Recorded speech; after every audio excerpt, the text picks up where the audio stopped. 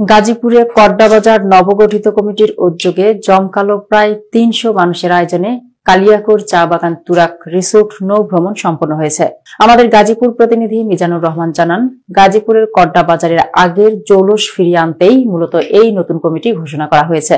সাংগঠনিকভাবে সবাইকে ঐক্যবদ্ধ হয়ে আগের জৌলুস ফিরিয়ে আনতে এই নৌ ভ্রমণের আয়োজন করছেন বলে জানিয়েছেন বাজার কর্তৃপক্ষ।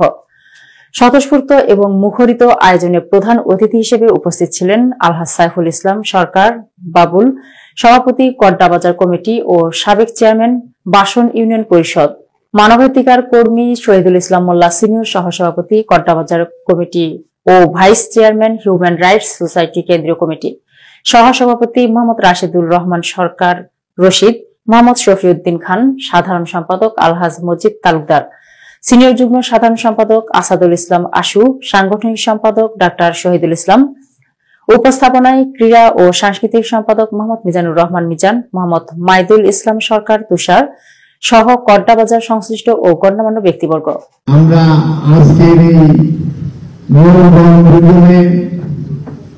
যারা আমাদের সাথে শরীক হয়েছেন, কড্ডাবাজার কমিটির সকল সদস্য এবং কড্ডাবাজারের সকল দোকানদার এবং কড্ডাবাজার কর্তৃক শুভাকাঙ্ক্ষী যারা সবাই এখানে উপস্থিত হয়েছেন, সবাইকে আমার পক্ষ থেকে শুভেচ্ছা অভিনন্দন।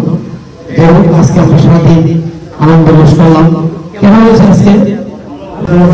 আমাদের জন্য আমাদের প্রতি বছর পিকনিক অন্যান্য অনুষ্ঠান উদযাপন করতে পারি। আপনাদের সুস্বাস্থ্য ধন্যবাদ শেষ করছি। সবাইকে সালাম জানিয়ে আসসালামু আলাইকুম।